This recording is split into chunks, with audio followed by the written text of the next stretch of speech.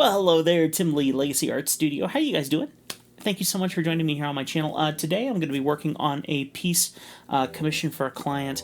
I drew the father of these two kids a couple years back. Now I'm not going to show you their pictures, I'm simply going to show you the drawing process and lead you through things here. And at the same time I want to kind of talk a little bit about the world of AI and how that affects artists, things like that right now. I think, yes, while there are obviously a lot of ways that you can AI yourself an image, there's still not quite that exact level of excitement when it comes to a caricature being given to you. And so I still have some clients online. A lot of my main business is still drawing commissions for clients, and I mean, I still have clients paying upwards of $400 or $500 for a single commission, depending on what level of quality they're looking for. So if you're wondering, can you still make money in art? Believe it or not, yes, you can. Where I'm finding more success right now is actually the world of events, going to events, and especially in my area of Montana. We jokingly call me the kingpin of caricatures out here in Montana, and it's so much fun to go to all these events, and it's not a matter of you're too expensive or whatever. It's more they simply just don't know where to look for you. And so when you open the door and you walk into their business and you go, hey, caricature artist, usually you just leave them up to their idea and it goes from there, and it goes really, really well. So in the same way that I show my positives here on the channel when I do, it's been a little bit since I've made a video, I also want to show the things that go wrong. And I'm not sure how much I recorded and captured, but I'm still going to try and work with it and at least lead you through. There's always going to be rejections. Rejections are a very normal thing in caricature, and you really shouldn't be stressed about that. Now, that comes from a person who is always very nice, was always very afraid of rejection, but after many, many years of doing caricatures, rejection is just a mathematical fact. Not only that, but I can tell you that there are very, very few caricatures that I give out that I am completely 100% sold on. I judge myself for every single work, and considering I've drawn thousands upon thousands of caricatures, there is definitely that feeling of, when you sell someone a caricature, and you can't overjudge yourself. And so there's a certain point in time where you will find yourself going, you know what, I'm not quite seeing the likeness, but I did see it in the beginning, so I'm going to go ahead and give this to the client and hope they like it. Many times that works. As long as you have the starting likeness and you certainly have essence, which is the personality of the person and things like that, usually things go perfectly fine. Every now and then, though, things can kind of swim around and you can mess up. Considering that one line in a caricature can be all the difference for the caricature to take it from a failure to a success, there's a lot of chance for failure, but there's also a lot of chance for success. And considering that all caricatures are so relative in everyone's minds, where one person's going to see it one way and another person will see it another way, there's always a chance that you're going to get rejected. So I finished my piece for my client, and I sent it to them, and it got rejected for one of the two faces. No problem. And the thing is, every time that they do get rejected, the people are always so sorry for rejecting it, because they don't see the likeness of the person they love in what you drew. What's wrong with that? They're not judging. They feel guilty for telling you that. And I think that's lovely, because it means that there's people that are still human and still appreciate being kind. There's the polar opposite, and I've dealt with those. But when it comes down to a moment like this, where they're like, I hate to tell you this, but I'm struggling with this caricature. That's okay, no problem. And here's the thing, you need to understand that is okay as well. And yes, while there is a small bit of that is certainly your fault, once again, I come back to the main premise that there are so many caricatures that I've sold that I didn't like, and that I found the likeness was off. But the whole time that I'm drawing this, because there's a certain point in time where you simply can't go back. When you're drawing at an event, or you're drawing at a theme park, or you're drawing, there's a certain point in time where you simply just can't go back.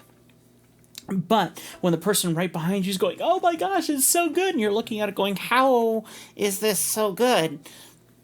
Usually it's because it's not only about the caricature, it's about the event, it's the experience that you're giving someone at an event or something of that nature.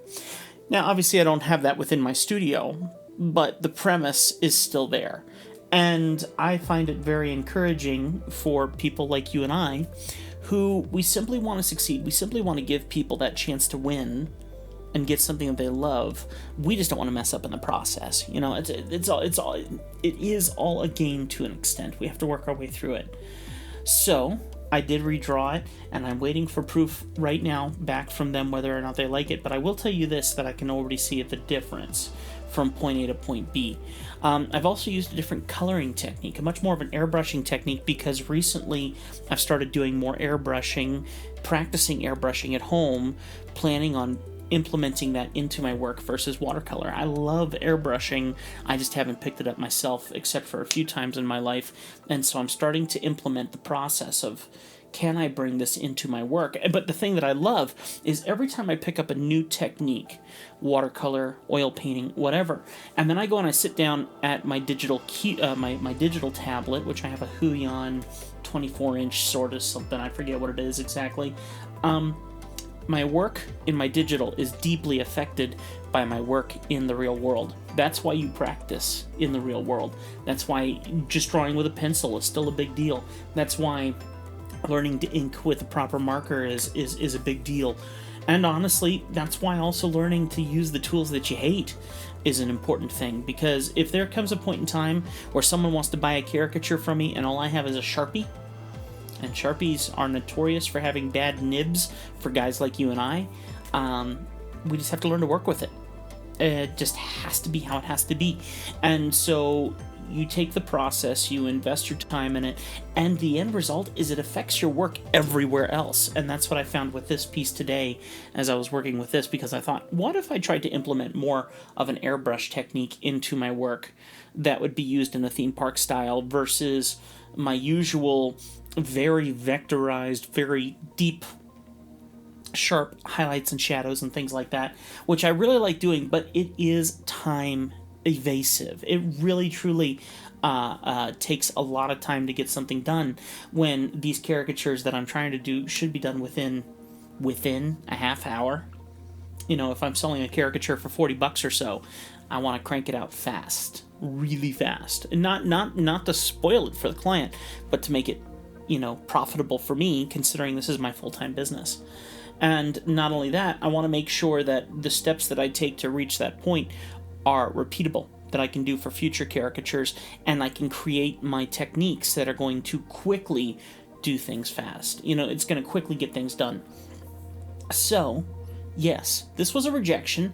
I'm expecting that they will be much happier with this second rendition, because I'm certainly a little happier with it. There's still things about it that I don't completely like, and that's just how it's going to be. That's not going to change. Chill out. It's okay. There's nothing wrong with that. You are your worst critic. Don't be afraid, and just take leaps forward. Even when you feel uncomfortable about it, take leaps forward. The worst that's going to happen is they're going to be like, I'm not feeling it. No problem. Let me try again.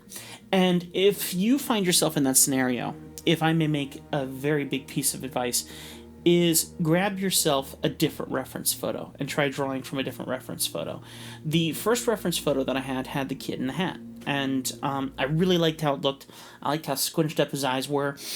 I liked his personality in it, and so as I exaggerated the squinch. I exaggerated the hat. I exaggerated those features and things. Where, you know what, I bet you if that was a hat that he wore on a regular basis, I bet you his likeness would have been much more on, and they would have appreciated that. But I noticed a bunch of pictures that they sent me, because sometimes you only get one picture, sometimes they send you 600. I have gotten some clients who send me 30 or 40 photos of one person. It's like, I really don't need 30 or 40 photos, because every photo shows a different person. Might be the same person, but every single photo shows a different person.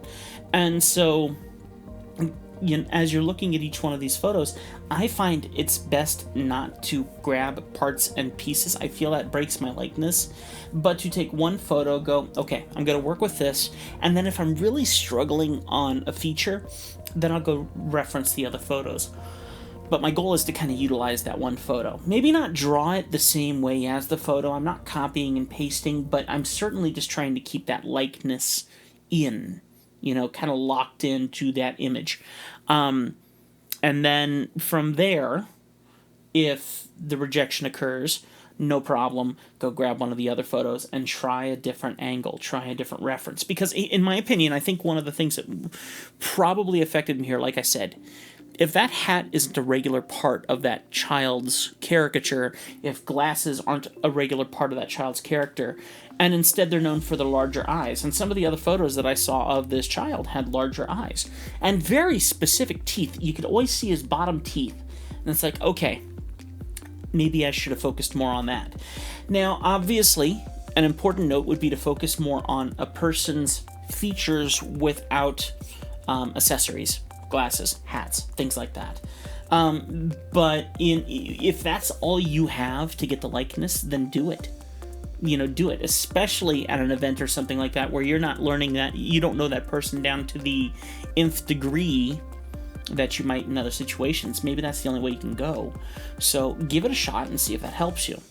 But there's always going to be rejection. There's always going to be rejection.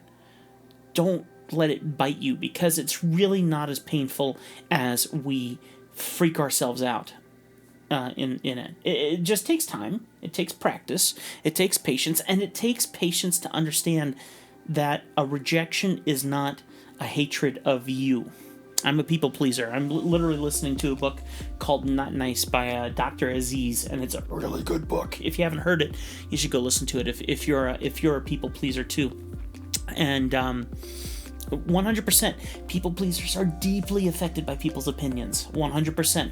So taking the thoughts in mind and realizing, you know what, a rejection is not that big a deal. One of two things is going to happen. In the world of caricatures, you have one of two choices. One, you can look at the person and you can say, I will give you a full refund.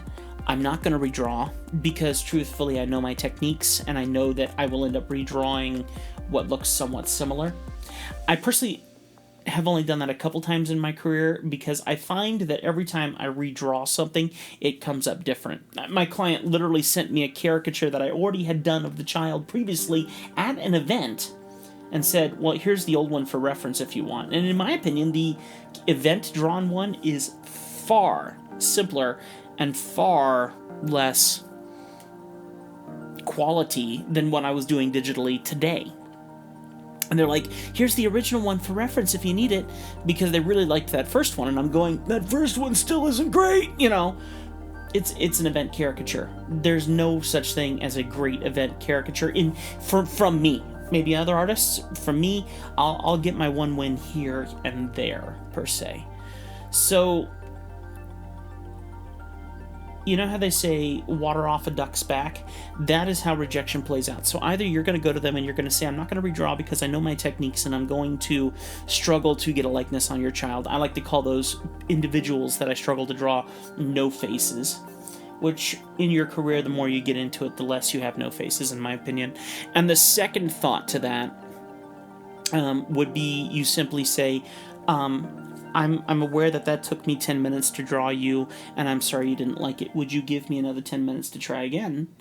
And then you dig into their life even more, and you try to figure out what additions make up this person's essence. Because remember, I can lock in a likeness, maybe, but I'll have a much better chance of selling a caricature if I focus on the person's essence, what gives them a personality. If I lock in on that, there's much more of a chance that I'm going to successfully draw that person than without. So if a prop is what's necessary to make that happen, then do it. 100% do it. If you're trying to... If you are spending too much time focusing on the drawing and not talking with the person at an event, at least, then you're already doing it wrong, because our jobs as caricature artists are to be comedians at these events. honestly. It is our job to make people laugh, make them uncomfortable, and then drop a caricature in their lap that they absolutely love, and all of that awkwardness and fear just goes away, and next thing you know, they're in all freedom. It takes time, practice, and it takes an understanding that you can't just be sitting there silent, drawing, looking up at them, little smile, and get back to it. I do that all the time, and I feel so uncomfortable when I do that because my job is to focus on that person, to invest myself in that person for that moment, to really make sure that they are enjoying this experience. So it's more important to work on your repertoire of jokes and little stupid cliche things, even if it has to be dad jokes.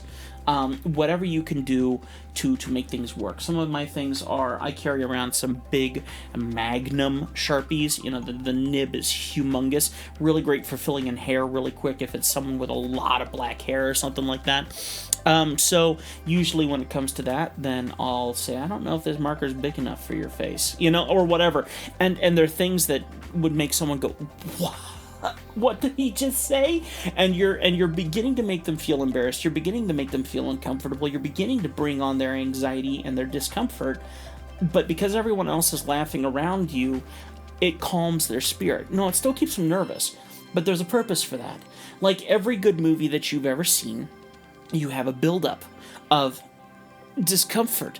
There's, in every book you've ever read, there is a storyline that's going to be very joyful, meaningful, and then something right here is going to go wrong, and then it's going to be fixed a little bit later. Usually that's how these stories work. So our goal is the lead up to the end of the caricature is discomfort, discomfort, discomfort, discomfort. We're building up in that time from discomfort, discomfort, discomfort. Everyone around is laughing, heckling, having a good time, enjoying the experience, except for that person sitting down. Because when it's time to show it and they laugh, that laughter exudes everywhere and everyone freaks out. And it's so fun. That is the purpose of a caricature and an event. So focusing on making sure that laughter happens and that conversation happens is so much more important than getting a likeness, believe it or not. If you can get that essence in the emotion of the caricature event, you'll have a much better chance of succeeding with far less chance of rejection. Now, in studio, like this is what's going to happen, and you're simply going to have to redo it. And remember, I said this before, and I'll say it again. Sometimes it's as simple as one line to fix a caricature. Chill out. You'll figure it out. Take your time, try a couple different things, get a different reference photo, redraw it in a different way. Just take your time. There's an opportunity to succeed. Don't stress. Your job is to keep them laughing. And your job is to keep them laughing every time you send them a new attempt. So, here we go again, and we'll see what happens. I expect this one will win. And if it doesn't, then we'll discuss further. Figure out maybe what I'm missing that the client might recognize. Maybe they recognize a feature that they really, really love about their child that I'm missing. Usually it's just a conversation that can kind of build things up and get things back to square one. Thank you so much for watching. I hope that you enjoyed this. Keep it crispy. First Tim 412, as I like to say. And if you have any questions, leave them in the comments down below. I deeply appreciate having you all here on the channel. I have years upon years of caricature tutorials here that can teach you all the different techniques and tricks of how to be an artist. And yes, in the world of AI, that's becoming more technical every single day. But that doesn't mean that you can't learn it and have a lot of fun giving that as a gift to someone or being a successful business person still. God bless. We'll see you next time. Bye.